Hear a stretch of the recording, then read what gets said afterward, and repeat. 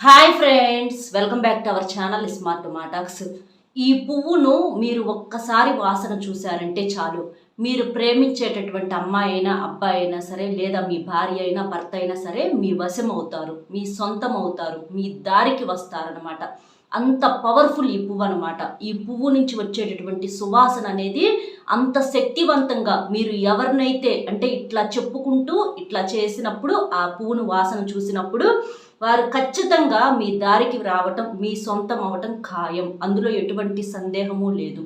ఎందుకంటే చాలామందిని మనం గమనించినట్లయితే ఇష్టమైనటువంటి అమ్మాయి అవ్వచ్చు, అబ్బాయి అవ్వచ్చు, లేదా మనకు నచ్చిన వ్యక్తి, మనం కోరుకున్న వ్యక్తి ఏంటంటే కొన్నాళ్ళు అంటే వీళ్ళిద్దరి మధ్య ఒక రిలేషన్ అనేది ఉండాలన్నమాట. రిలేషన్ ఉన్న వాళ్ళకి మాత్రమే ఇవి వర్తిస్తాయి, ఎవరికి పడితే వాళ్ళకి కాదు.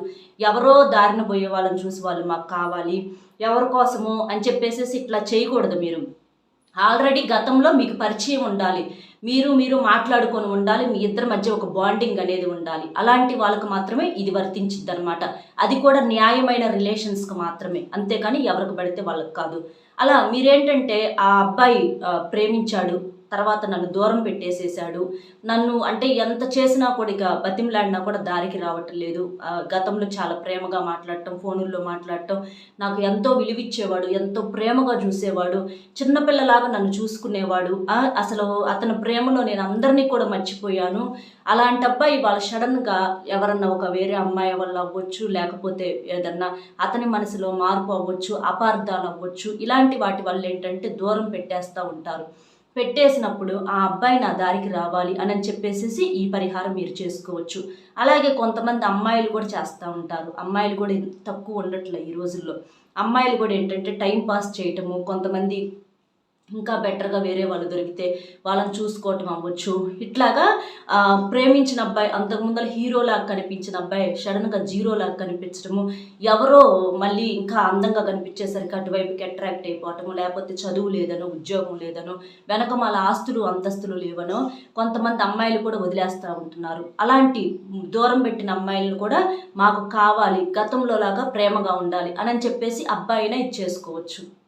అలాగే భార్యాభర్తలు కూడా ఒకరి కోసం ఒకరు అంటే కొంతమంది భర్తలు మాట వినకుండా వేరే వాళ్ళతో రిలేషన్ పెట్టుకోవటము, ఇంట్లో భార్యని ఒక పురుగు కన్నా కూడా హీనంగా చూస్తాము, భార్య మాట పట్టించుకోకుండా ఉండటము, పిల్లల్ని పట్టించుకోకుండా ఉండటం, ఇంటిని పట్టించుకోకుండా ఉండటం, అలాంటి వాళ్ళు కూడా భర్త మారాలని చేసుకోవచ్చు. కొంతమంది భార్యలు కూడా దూరం పెట్టేసే వాళ్ళు ఉన్నారు. భర్తల్ని వేరే వాళ్ళతో మాట్లాడుకుంటే, ఎవరినో చూసుకుంటా, లేకపోతే భర్త ప్రవర్తన నచ్చక ఏదో ఒకటి కారణాలు చెప్పేసేసి భార్యలు కూడా భర్తలను దూరం పెట్టేసే వాళ్ళు ఉన్నారు. అలాంటి వాళ్ళు కూడా నా భార్య నా మాట వినాలి, నా దగ్గరకు రావాలి, నా సొంతం అవ్వాలి అని చెప్పేసి భర్త అయినా సరే ఈ పరిహారం చేసుకోవచ్చు. ఇట్లా మీకు పరిచయం ఉన్నటువంటి వ్యక్తులతోటి, మీకంటూ ఆల్రెడీ ఒక రిలేషన్ ఉన్నటువంటి వ్యక్తులతోటి మీరు ఈ పరిహారం కనుక వాళ్ళ కోసం కనుక చేసుకున్నట్లయితే, చక్కగా నియమాలను ఆచరించుకుంటా మీరు ఖచ్చితంగా వాళ్ళు మీ దారికి వస్తారు, మీ వశం అవుతారు. అంటే వశం అంటే ఇక్కడ ఎప్పుడు కూడా చెడుగా అర్థం చేసుకోమాకండి. వశం అంటే మనకు సొంతం అవటము, మన దారికి తీసుకొచ్చుకోవటము. ఎందుకంటే చెడ్డవాటి కోసము, లేకపోతే ఎవరెవరి కోసమో సంబంధం లేని వ్యక్తుల కోసం చేస్తే అది తప్పు అవుతుంది. కానీ మనకు పరిచయం ఉన్నటువంటి వ్యక్తులతో, గతంలో మనతో కలిసిమెలిసి సంతోషంగా ఉన్నటువంటి వ్యక్తులు దూరమైనప్పుడు, భార్యాభర్తలు ఒకరి కోసం ఒకరు చేసుకున్నప్పుడు అది ఏమాత్రం కూడా తప్పు కాదనమాట. కాబట్టి వశం అనే మాటలో ఎప్పుడు కూడా మనం చెడుకు తీసుకోకూడదు. చెడుకు చేసే వశీకరణాలు అవి వేరు, అవి మనం ఎప్పుడు కూడా చెప్పుకోము. మనం చేసే పరిహారాలు ఏంటంటే, పూజలు ఎంత పవిత్రమైనవో మనకు అలాగా ఈ పరిహారాలు కూడా అంత పవిత్రమైనటువంటి పరిహారాలు. ఎవరైనా సులువుగా చేసుకునేవి, అలాగే రూపాయితో రూపాయి బిళ్ళ ఖర్చు అనేవి లేని పరిహారాలు అనమాట. కాబట్టి ఆడవారైనా మగవారైనా అందుబాటులో ఈజీగా చేసుకోవచ్చు. ఆ పరిహారం ఎలా చేసుకోవాలి, ఆ పువ్వు ఏంటనేది చూసే ముందర ఒక్కసారి ఇది వినండి. మీకేదన్నా సమస్యలు ఉంటే, అంటే భార్యాభర్తల మధ్య గొడవలైనా, విడాకుల సమస్యలైనా, అప్పుల సమస్యలైనా, ఆర్థిక సమస్యలైనా, విదేశీ ప్రయాణం, కోర్టు కేసులు, అలాగే పిల్లల చెప్పిన మాట వినకపోవటం, మీ మీద కానీ మీ ఇంటి మీద కానీ ఎవరన్నా చెడు ప్రయోగాలు చేశారనుకున్నా, ఎలాంటి సమస్యలు ఉన్నా సరే మీరు శ్రీ రేణుకా ఎల్లమ్మ తల్లి జ్యోతిష్యాలయం గురువుగారు రాజుగారు. గురువుగారి ఫోన్ నెంబర్ వచ్చేటప్పటికి 8328334329. ఈ నెంబర్కి గనక మీరు ఫోన్ చేసినట్లయితే మీకు ఎలాంటి సమస్యకైనా చక్కగా పరిష్కారం అనేది గురువుగారి ద్వారాగా దొరుకుతుంది. గురువుగారు చాలా నమ్మకమైన వారు. ఎందుకంటే మేము కూడా వ్యక్తిగతంగా కొన్ని సమస్యల నుంచి మేము అలాగే మా బంధువులను కూడా గురువుగారు చెప్పినట్లుగా చేయటం వలన ఆ సమస్య నుంచి పరిష్కారం దొరికి సంతోషంగా ఉండగలుగుతున్నాము. ఒక్కొక్కసారి కొంచెం ఆలస్యమైనప్పటికీ గురువుగారు చెప్పింది జరుగుతుందండి. మీరు అనవసరంగా కంగారు అయితే పడవద్దు. నమ్మకంతో కాల్ చేయండి. దీనికి వచ్చేటప్పటికి మీరేంటంటే ఆ రోజున పొరపాటును కూడా మాంసాహారం అనేది వండకూడదు, తినకూడదు. తప్పనిసరిగా స్నానం చేయాలి. మీకు కుదిరితే తలంటు స్నానం చేయండి, లేకపోతే వంటి స్నానమైనా తప్పకుండా చేయాలి. అలాగే ఉతికిన బట్టలు ధరించాలి. పొడిగా ఉన్న బట్టలు వేసుకోవాలి, కానీ తడిగా ఉన్నటువంటి బట్టలు అనేవి వేసుకోకూడదు. అలాగే నలుపు రంగు బట్టలు ధరించకూడదు. నలుపు రంగు వల్ల మనకి ఇంకా సమస్య అనేది పెరుగుతుందన్నమాట. కాబట్టి ఇలాంటి నియమాలు పాటించండి. ఆడవారు చేయకూడని 5 రోజుల్లో చేయకూడదు, మిగిలిన రోజుల్లో చేసుకోవచ్చు. మగవారు కూడా శుభ్రంగా ఉండి చేసుకోవాలి. అంటే కొన్ని చెడు అలవాట్లు అనేవి పక్కన పెట్టేసేసి ఆ రోజు శుభ్రంగా ఉండి చేసుకోవాలన్నమాట. ఇంక ఇలా చేసిన తర్వాత ఆ చెట్టు ఏంటి అంటే మీకు ఈ పాటికి అర్థమయ్యే ఉంటుంది. ఆ చెట్టు వచ్చేటప్పటికి తెల్ల జిల్లేడు చెట్టు. తెల్ల జిల్లేడు చెట్టు మామూలుగా మనం ఏంటంటే ఆకులతో పరిహారం చేసుకుంటూ ఉంటాము. కానీ ఇక్కడ తెల్ల జిల్లేడు ఆకులు కానీ పువ్వులు కానీ ఎంతో శక్తివంతమైనవి, ఎంతో పవిత్రమైనవి అనమాట.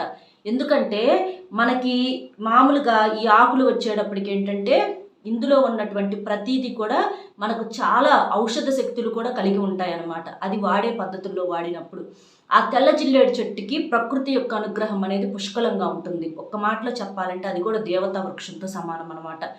కొన్ని రకాల పాపాలు ఏదైనా చేసినప్పుడు అలాంటి వాటి వల్ల మనకి అలాంటి ఎన్ని రకాల పాపాలను తొలగించుకోవటానికి ఈ తెల్ల జిల్లేడు చెట్టును తాకినా కూడా మనం చేసుకున్నటువంటి పాపాలు దరిద్రాలు పోతాయని చెప్పేసి మనకు శాస్త్రాలు చెప్పడం అనేది జరిగింది. అంటే తాకినా కూడా చాలు మనకు దోషాలు పాపాలు అనేవి పోతాయి. శివుడికి కూడా ఈ తెల్ల జిల్లేడు పువ్వులతోటి పూజలు చేస్తూ ఉంటారనమాట. కాబట్టి ఈ పువ్వులు అనేవి అంత పవిత్రమైనవి, అంత శక్తివంతమైనవి అనమాట. కాబట్టి మీరేం చేస్తారంటే చక్కగా అట్లా స్నానం చేసిన తర్వాత తెల్ల జిల్లేడు చెట్టు దగ్గర పువ్వులు, తెల్ల జిల్లేడు ఉంటుంది మనకు, అలాగే నీలి రంగు బ్లూ రంగులో ఉండే జిల్లేడు ఉంటుంది. కానీ మనకేంటంటే తెల్ల జిల్లేడు పూలు కావాలన్నమాట. మీరేం చేస్తారంటే ఇది ఎక్కువగా మీరు చేయాల్సిన రోజు ఏంటంటే ఆదివారం చేస్తే మీకు అద్భుత శక్తులు అనేవి ఎక్కువగా ఉంటాయి. ఏదైనా ఒక ఆదివారం రోజున కానీ మాంసాహారం మాత్రం తినకూడదు. ఆ ఒక్కరోజు మీరు చేయాలనుకున్నప్పుడు మాంసాహారం మానేసి, కానీ కొంతమంది తిని స్నానం చేసి చేయొచ్చా అంటారు, కానీ అలా కూడా చేయకూడదు. ఆ రోజంతా కూడా తినకూడదు అనమాట. ఇక శుభ్రంగా స్నానం చేసేసి వెళ్ళి ఆ చెట్టు దగ్గరికి వెళ్ళాలి. చెట్టు దగ్గరకు వెళ్ళి కాస్తంత చిటికెడంత పసుపు కుంకుమ చల్లేసేసి ఆ చెట్టు మీద ఆ తెల్ల జిల్లేడు పువ్వును కోసుకోవాలి. మనకి ఆకు కాదు, పూలు ఉంటాయి కదా, తెలుపు రంగులో ఉంటాయి. ఆ పువ్వును కోసుకోవాలి. కోసినప్పుడు మనకు కొంచెం పాలకలాగా కూడా వస్తాయి అన్నమాట. కానీ మనకు దాంతో సంబంధం లేదు. ఆ పువ్వును కోసుకొని మీరేం చేస్తారంటే మీరు ఆ పువ్వును వాసన చూడాలి. ఎలా చూడాలి? మీకు ఇష్టమైనటువంటి అమ్మాయి పేరు కానీ అబ్బాయి పేరు కానీ భార్య భర్త అయినా సరే మనసులో తలుచుకొని వీరు గతంలో లాగా మా దారికి రావాలి, మా సొంతం అవ్వాలి. ఎందుకంటే తెల్ల జిల్లేడు చెట్టు దేవతా వృక్షం కాబట్టి ఆ పూలకి శక్తి, అతీంద్రియ శక్తులు అంటే దైవ శక్తితో పాటుగా ప్రకృతి శక్తి కూడా ఉంటుందన్నమాట. వాసన చూసుకుంటా పేరు చెప్పుకోవాలి. వాళ్ళ పేరు మనసులో చెప్పుకొని వీళ్ళు మా దారికి రావాలి. మనకి ఎలాగైతే సువాసన అనేది వస్తుందో ఆ పువ్వును వాసన చూసినప్పుడు అలాగే వీళ్ళు కూడా మాకు అలాగే రావాలి, మా దగ్గరికి వెతుక్కుంటూ రావాలి, మా సొంతం అవ్వాలి, గతంలో లాగా మేము సంతోషంగా కలిసిమెలిసి ఉండాలి అని చెప్పుకొని మనసులో వాళ్ళ పేరును చెప్పుకొని మేము కలవాలి అని చెప్పేసి మమ్మల్ని కలుపమ్మ, దోషాలు ఏదన్నా ఉంటే తీసేసేయి, తెలిసి తెలియక ఏదన్నా చేసి ఉంటే ఆ పొరపాట్లన్నీ క్షమించు, ఈసారి నుంచి మేము జాగ్రత్తగా ఉంటాము, దోష నివారణ చెయ్యి. ఎందుకంటే సర్పదోషాలు, నాగదోషాలని, పితృదోషాలని ఇలాంటి దోషాల వల్ల కూడా కలవలేరు. కాబట్టి అలాంటి దోషాలు ఏదన్నా ఉంటే మొత్తం కూడా తీసేయమ్మా అని చెప్పేసి మీరు నమస్కారం పెట్టుకొని చక్కగా తాకి ఆ పువ్వుని వాసన చూసేటప్పుడు మాత్రం వాళ్ళ పేరు చెప్పుకుంటా వాసన చూసి వాళ్ళు మాకు సొంతం అవ్వాలి, మా వశం అవ్వాలని చెప్పుకొని వాసన చూసి చెప్పుకోండి. తర్వాత ఇక ఆ పువ్వుతో మీకు పని లేదు. ఆ పువ్వును అక్కడే చెట్టు దగ్గరే వదిలేసేసి రండి. మీరు ఇంటి లోపలికి వచ్చేటప్పుడు తర్వాత శుభ్రంగా చేతులు కడుక్కోండి. ఎందుకంటే మనకి జిల్లేడు చెట్టు తాకినప్పుడు కళ్ళకు కానీ అట్లాగా చేతులు తగలకూడదు. కాబట్టి తర్వాత శుభ్రంగా కాళ్ళు చేతులు కడిగేసేసుకొని మీరు లోపలికి రండి. ఇక తర్వాత మీకు వచ్చిన తర్వాత నుంచి ఆ మార్పు అనేది గమనిస్తారనమాట. వారి దగ్గర నుంచి ఫోన్ రావటం, ఎందుకంటే తెల్ల జిల్లేడు చెట్టు మనకి బయట నేలలో ఉంటుంది, మనకి ఇది ఇసుక ప్రాంతాల్లో కూడా పెరిగిద్ది అనమాట. మీకు కుదిరితే ఒక చెంబుడు నీటిని కూడా సమర్పించండి. అలా చెప్పినప్పుడు ఏంటంటే ఆ పువ్వుకు శక్తులు అనేవి ఉంటాయి అన్నమాట. వింటుంది. ఎలా వింటుంది అని చెప్పేసేసి మీరు అనుకోవద్దు. ఖచ్చితంగా ప్రకృతి అంతా కూడా గమనిస్తూ ఉంటుందన్నమాట. వాళ్ళు ఎక్కడ ఉన్నా సరే మన ఆలోచన విధానం అనేది కూడా వారికి పంపించి వాళ్ళంతటా వాళ్ళే ఫోన్ చేసేటట్లుగా, వాళ్ళు మన దారికి తీసుకువచ్చేటట్టుగా ఈ పువ్వు సువాసన అనేది మనకి ఎలాగైతే వస్తుందో అలాగ మనకు మంచి వార్తను తీసుకురావటానికి, ఆ వాసనలాగా వాళ్ళు కూడా మన దగ్గరకు వచ్చి పడటానికి ఈ పువ్వు అనేది అంత శక్తివంతమైనటువంటి దారిని చూపిస్తుంది. కాబట్టి తప్పకుండా ఈ పరిహారం చేయండి. ఇది ఆదివారం రోజున చేసుకోండి, మీకు మంచి ఫలితం వస్తుంది. ఒకవేళ ఆదివారం కుదరలేదు అనుకోండి, మీరు సోమవారం అయినా మిగిలిన రోజుల్లో ఎప్పుడైనా సరే మీకు అవకాశాన్ని బట్టి మీరు నమస్కారం పెట్టుకొని చేసుకోవచ్చు. కాకపోతే ఎక్కువగా ఆదివారం, సోమవారం, ఎందుకంటే సోమవారం శివుడికి కూడా ఇష్టం కాబట్టి తెల్ల జిల్లేడు పూలు అంటే ఆదివారం, సోమవారం 2 రోజులు ఎక్కువగా చేసుకోవడానికి ప్రయత్నించండి. సాయంత్రం సంధ్యా సమయంలో ఇలా చేసేసుకోండి. ఇంకా మీకు అవకాశం కుదిరితే ఆ పువ్వును పారే నీటిలో వదిలేసేయండి.